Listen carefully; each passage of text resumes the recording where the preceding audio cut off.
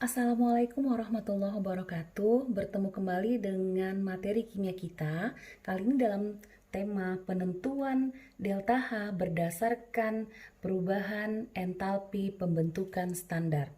Di pertemuan sebelumnya kita sudah bahas bagaimana menentukan delta H dengan menggunakan hukum Hess. Nah, kali ini penentuan delta H-nya berdasarkan data dari perubahan entalpi pembentukan standar. Oke, kita mulai saja. Dalam reaksi pembentukan ada dua hal yang harus kita ingat. Yang pertama, koefisien yang dibentuk itu wajib 1 mol atau harus 1 mol. Itu yang dikatakan standar. Kemudian dikatakan reaksi pembentukan kalau terbentuk dari unsur-unsurnya. Ingat ya, dari unsur-unsurnya bukan dari ion atau senyawa. Contohnya di sini CH3COOH. Nah, ini dianggap sebagai produk, maka unsur-unsur penyusunnya apa saja? Ada C, ada H, dan ada O. Nah, kita buat di sini ada C, ada H, dan O. H-nya bersifat diatomik, tidak bisa berdiri sendiri, sehingga dituliskan sebagai H2. Bukan H, tapi H2. Begitu juga dengan oksigen, yang sama-sama bersifat diatomik, sehingga tidak bisa dituliskan oksigen saja, harus O2. Jadi dia bersifat diatomik. Nah, kemudian di sini tertera 1 mol ya, wajib 1 mol karena itu adalah pembentukan standar. Jadi di sini kalau 1 biasa tidak ditulis ya koefisiennya. Ingat tadi koefisien itu sebanding dengan nilai mol, jumlah mol ya. Maka 1 mol di sini ya kita setarakan, sudah setara nih. 2C hanya 4, oksigennya 2. Jadi inilah dia contoh dari reaksi pembentukan standar untuk 1 mol CH3COOH. Nah, kemudian jika pada persamaan reaksi semua nilai delta HF standarnya bisa diketahui, maka delta H reaksi dapat dihitung dengan rumus. Ini dia, kita lihat delta H dirumuskan sebagai sigma atau jumlah keseluruhan dari delta HF produk dikurang sigma dari perubahan entalpi pembentukan standar dari reaktan. Nah, produk biasanya dituliskan sebelah kanan atau setelah tanda panah. Jadi itu kita anggap kanan ya untuk memudahkan mengingatnya. Kemudian reaktan itu biasanya ditulis sebelah kiri atau sebelum panah. Ya, itu namanya reaktan. Maka untuk cara cepat mengingatnya, delta H reaksi itu dirumuskan sebagai kaki atau kanan kurang kiri. Jadi kaki ya, kanan kurang kiri. Dengan catatan bahwa unsur bebas nilai delta H-nya adalah 0. Sekali lagi, unsur bebas delta H-nya sama dengan 0. Oke, langsung saja kita masuk ke contoh soal supaya lebih mudah memahaminya. Pada keadaan standar, terjadi reaksi CH4 tambah NH3 menghasilkan HCN tambah 3H2 dengan delta H sebesar positif 260 kJ. Bila delta HF CH4 sama dengan min 75 kJ per mol, kemudian delta HF NH3 itu nilainya minus 46 kJ per mol, hitung delta HF HCN. Nah, ini dia soalnya ya, hitung delta HF HCN. Nah, dari keterangan delta HF ya, kita tuliskan kembali persamaan reaksinya sesuai dengan yang sudah ada di soal. Nah, jadi sini CH4 tambah NH3 menghasilkan HCN tambah 3H2 delta H positif 260 kJ per mol. Jadi ini persamaan termokimianya ya. Ingat kembali, persamaan termokimia adalah persamaan reaksi kimia yang dilengkapi dengan nilai delta H yang menyertai reaksi tersebut. Jadi ini sudah tertera reaksinya. Kemudian kita lihat rumusannya. Tadi yang ditanya delta HF HCN. Sementara rumus umum tadi adalah delta H adalah kanan kurang kiri ya, kaki atau kanan kurang kiri. Nah, kita lihat dulu apa saja yang ada di kanan dan apa saja yang ada di kiri. Yang di kanan itu adalah HCN dan H2. Ingat kembali, H2 ini masuk dalam kategori unsur bebas sehingga delta H-nya bernilai 0. Jadi karena dia 0, tidak usah lagi kita masukkan. ke dalam penulisan penyelesaiannya ya. Jadi 3H2 kita anggap 0, tidak usah diikutsertakan, maka di kanan hanya ada HCN. Nah ini dia ya. Jadi di kanan hanya ada HCN sehingga dituliskan delta HF HCN. Dikurang kiri apa saja yang ada? Ada CH4 dan NH3. Maka dituliskan delta HF CH4 ditambah delta HF NH3. Nah, dari langkah yang ini kita bisa lanjutkan matematikanya ya, secara matematikanya untuk menghitung delta HF HCN ini yang belum diketahui, atau dengan kata lain ini yang ditanya. Yang lain sudah punya data. Delta H itu tadi sudah ada di data reaksi, ini dia positif 260, maka di sini langsung bisa kita tuliskan 260. Kemudian delta HF HCN ini yang tidak diketahui atau yang mau kita cari. Kemudian delta HF CH4 dan NH3 itu ada di data soal. Ini dia tadi. Langsung kita masukkan angkanya sehingga secara matematikanya yang ditanya pindahkan ke sebelah kiri sama dengan, kemudian yang lain diselesaikan. Ya, tinggal penjumlahannya saja. Didapatlah delta HF HCN itu nilainya positif 381 kJ per mol. Nah, tanda positif itu membuktikan atau menjelaskan bahwa reaksi tersebut adalah reaksi endoterm. Yang dengan kata lain reaksi itu adalah reaksi yang terjadi penyerapan kalor. Jadi tanda positif itu tanda dari reaksi endoterm. Oke, sekarang kita lihat contoh soalnya. Pembakaran 1 gram asetilena atau C2H2 dengan MR26 menghasilkan kalor 50 kJ. Jika entalpi pembentukan CO2 dan H2O masing-masing adalah min 394 kJ dan min 286 kJ, hitung entalpi pembentukan asetilena. Kita coba selesaikan soal ini. Ingat, langkah pertama harus kita buatkan dulu reaksi termokimianya dengan cara menerjemahkan dari kalimat soal. Oke, kita lihat ada pembakaran 1 gram asetilena, berarti reaksinya adalah reaksi pembakaran. Dan harus diingat, yang namanya reaksi pembakaran wajib menggunakan atau memakai oksigen di reaktan. Harus ada oksigen di reaktan, itulah indikator bahwa reaksi itu adalah reaksi pembakaran. Oke, sekarang apa yang dibakar? C2H2 ya, pembakaran 1 gram asetilena. Berarti reaksinya C2H2 ditambah O2 menghasilkan, nah setiap pembakaran sempurna gas yang dihasilkan adalah CO2 dan H2O. Nah, di sini kita lihat dulu reaksinya sudah setara atau belum. Lihat ya, C di reaktan ada 2, sementara di produk masih 1. Berarti perlu ditambahkan koefisien reaksinya agar jumlah unsur di kiri dan di kanan sama. Oke, kita tambahkan angka 2, sudah sama C-nya. Kemudian hidrogen di sini 2, di sini 2 sudah sama. Oksigen di kiri masih 2, di kanan sudah 5. Ini 2 kali 2 4, tambah 1 5, maka supaya sama-sama 5 kita buatkan koefisiennya 5/2. Nah, lengkapi dengan delta H, karena tadi ini adalah persamaan termokimia. Delta H lihat dari soal ada 50 kJ. Nah, yang harus kita ingat, yang namanya reaksi pembakaran atau reaksi pembentukan standar itu wajib untuk 1 mol. Jadi harus kilojoule per mol. Tapi di sini masih kilojoule. Jadi harus kita ubah dulu kilojoule-nya menjadi kilojoule per mol ya. Jadi kalau kilojoule per mol ini 50 kilojoule per mol, maka harus dibagi lagi dengan molnya.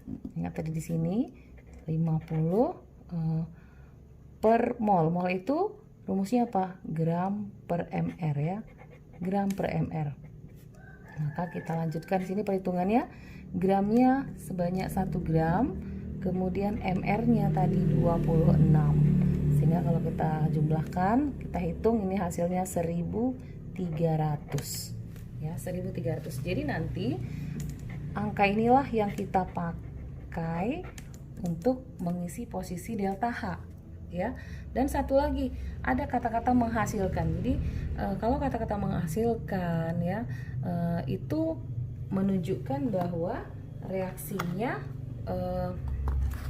reaksi yang melepaskan kalor, sehingga tandanya harus tanda negatif, ya, dari kata-kata menghasilkan. Berarti nilainya negatif, atau dengan kata lain ini reaksinya adalah reaksi eksoterm. Jadi tanda negatif di sini ini menandakan dia eksoterm. Ya. Ini negatif dari kata-kata menghasilkan. Yang menghasilkan kalor berarti negatif. Nah, selanjutnya kita tentukan mana yang berperan sebagai reaktan dan produk. Ini menjadi reaktan, ini menjadi produk. Kalau istilahnya tadi ini sebelah kiri, ini sebelah kanan. Oke, kita lanjut ke rumus umum tadi adalah untuk menghitung delta H. Delta H rumusnya adalah kaki kanan kurang kiri. Yang di kanan ada apa saja? Lihat, yang di kanan ada delta HF standar dari CO2 ditambah delta HF standar dari H2O. Ini yang di kanan. Yang di kiri delta HF standar dari C2H2. Nah, O2 tidak kita ikutkan lagi karena kita anggap tadi untuk unsur bebas nilai delta H-nya adalah 0. Jadi tidak perlu kita ikutkan dalam perhitungan karena sudah 0, ya. Nah, ini tinggal kita lanjutkan dengan memasukkan angka yang ada sesuai dengan data soal. Oke. Delta H, ingat tadi yang kita masukkan adalah yang 1300 dengan tanda negatif, ya. Minus 1300. Oke, sehingga kita lanjutkan di sini, ya. 1300 CO2. Ingat di sini ada koefisien, maka harus 2 kali. CO2-nya minus 394. Ya, kemudian ditambah H2O-nya negatif atau minus 286. Oke, ini dia untuk kanan. Kemudian kirinya ini yang ditanya, ya, delta HF standar dari C2H2 ini, ya. Hitung entalpi pembentukan asetilena. Ini ditanya, sehingga ini bisa kita selesaikan menjadi, kita pindahkan ke ruas kiri.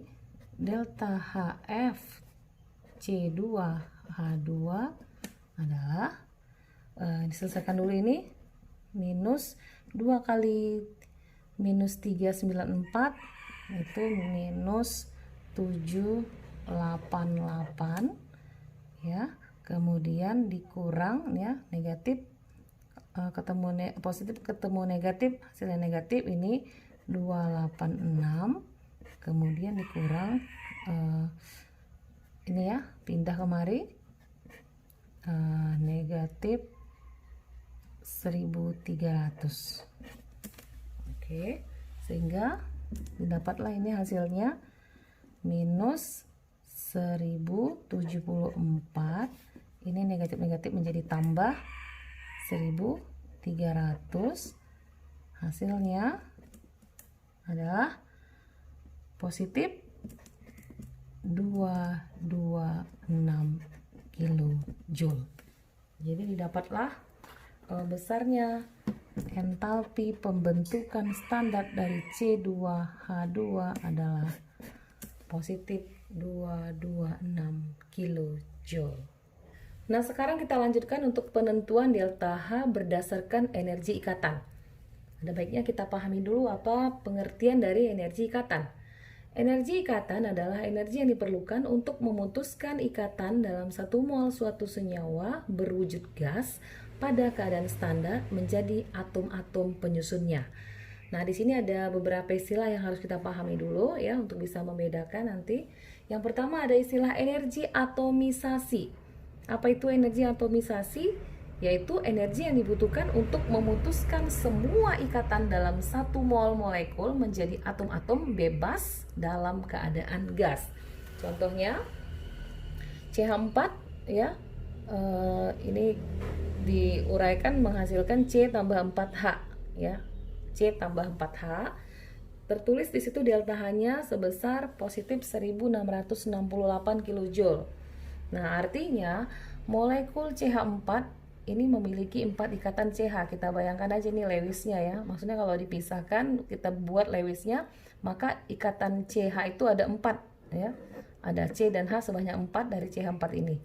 Maka energi atomisasi ya, energi atomisasi dari CH4 itu tadi sebesar 1668. Sehingga untuk satu ikatan CH itu tinggal dibagi 4. Karena tadi di sini adalah untuk 4-4-nya, maka untuk satu pasang C dan H itu nilainya positif 417 kJ. Nah, berikutnya yang kedua, ada istilah energi disosiasi ikatan. Nah, yaitu energi yang dibutuhkan untuk memutuskan salah satu ikatan yang terdapat dalam suatu molekul atau senyawa dalam keadaan gas. Contohnya CH4 ya, ini kita buat reaksinya menjadi CH3 tambah H dengan delta H sebesar 431 kJ. Nah, energi ikatan untuk memutuskan satu atom H dari molekul CH4 itu sebesar 431 kJ. Jadi ini mau lepas nih satu. Nah, itulah yang energinya sebesar 431. Jadi tadi di sini CH4, di sini tinggal CH3, ini yang lepas. Maka energinya tadi adalah sebesar 431. Itu yang dimaksud dengan energi disosiasi. Kemudian yang ketiga ada energi ikatan rata-rata, yaitu energi yang dibutuhkan untuk memutuskan ikatan atom-atom pada suatu senyawa. Contohnya, energi ikatan antara O, ikatan single dengan H, nilainya 464. Kemudian energi ikatan antara O rangkap O, itu nilainya 500 kJ per mol. Kemudian ikatan H dan H, ya single ya, nilainya 436 kJ per mol. Dan nilai-nilai ini biasanya sudah diketahui dari soal. Jadi kita tinggal nanti mau memasukkan ke dalam rumus ya. Jadi yang ini data, ini sebagai data dan sudah diketahui biasanya dalam soal. Nah, kemudian ini dia kesimpulannya, delta H yang ditentukan dari energi ikatan rata-rata setiap zat yang terlibat dalam reaksi. Jadi ini nanti ya, delta H-nya itu ditentukan dari energi ikatan rata-rata setiap zat yang terlibat dalam reaksi. Jadi bukan dari energi atomisasi atau energi disosiasi, melainkan dari energi ikatan rata-rata. Nah, delta H itu sendiri nanti bisa dirumuskan ya untuk perhitungannya menjadi sigma energi ikatan reaktan dikurang sigma energi ikatan produk. Jadi reaktan tadi kita anggap sebagai posisi kiri, produk sebagai posisi kanan, sehingga cara cepat mengingatnya adalah delta H K, kiri kurang kanan ya, kiri kurang kanan. Kita lihat contoh soalnya langsung ya. Hitung besarnya kalor yang diperlukan untuk menguraikan 9 gram uap air dengan MR18 sesuai persamaan. 2H2O terurai menghasilkan 2H2 tambah O2. Nah, di sini kita buat penyelesaiannya. Kita tulis ulang dulu persamaan reaksinya dan kita tentukan mana posisi kiri dan kanan. Kemudian buat rumusnya Q kurang K. Apa saja yang ada di kiri? Di kiri tadi adalah H2O. Nah, di sini tingkat kesulitannya adalah kita harus bisa memahami kembali mengenai struktur Lewis. Jadi semua senyawa yang terlibat dalam reaksi ini harus bisa kita ubah ke bentuk Lewis supaya tahu mana ikatan yang terjadi atau ikatan apa saja yang terdapat dalam sebuah senyawa tersebut ya. Misal nih 2H2O yang di kiri ya, 2H2O. Kita bayangin dulu Lewisnya tuh. Kan kira-kira seperti ini ya. OH ya. OH-nya ada 2 kali ya, OH, OH, OH.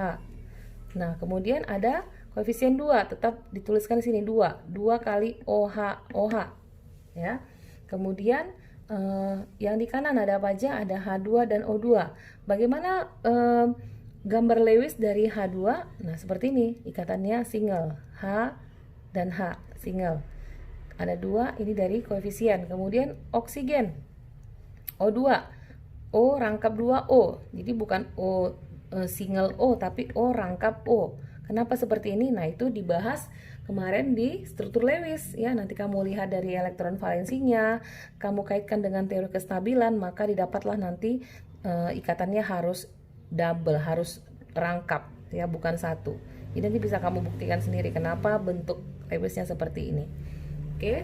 Nah, kalau sudah kita pecahkan sesuai dengan struktur Lewisnya, maka kita dapat di sini berapa ikatan masing-masing yang ada dalam setiap senyawa yang ada pada reaksi. Nah, tinggal dihitung ya. Tadi di sini ada 2 kali OH. OH-nya kan ada 2 nih. 1, 2. Kali 2 berarti jadi 4. Nah, kemudian ikatan antara O dengan H, lihat tadi di data ada ya. O dengan H itu 464. Jadi di sini dan biasanya sudah diketahui dari soal ya. Jadi 4 kali 6 464 dikurang ya. Kanannya ada H dan H. Lihat di sini ada H dan H 436. Maka ini 436. Kemudian O dan O sebanyak 1 ya. Jadi 500-nya dari sini. Nah, kalau dijumlahkan hasilnya 484 kilojoule ya. Dan ini catatannya untuk 2 mol H2O. Kenapa? Kita lihat kembali reaksinya. Ingat kembali bahwa perbandingan koefisien itu sama dengan perbandingan jumlah mol. Jadi di sini 2 mol H2O karena di sini ada koefisien 2. Nah, kita harus cari dulu untuk yang 1 mol. Ya, untuk 1 mol berapa? Maka untuk 1 mol tinggal dibagikan dengan koefisiennya, dengan molnya, jumlah molnya ya, atau koefisien sama juga itu. Nah, jadi 484 bagi 2 hasilnya positif 242 kilojoule. Nah, ini untuk 1 mol. Kembali lagi lihat pertanyaannya, yang diminta apa di soal?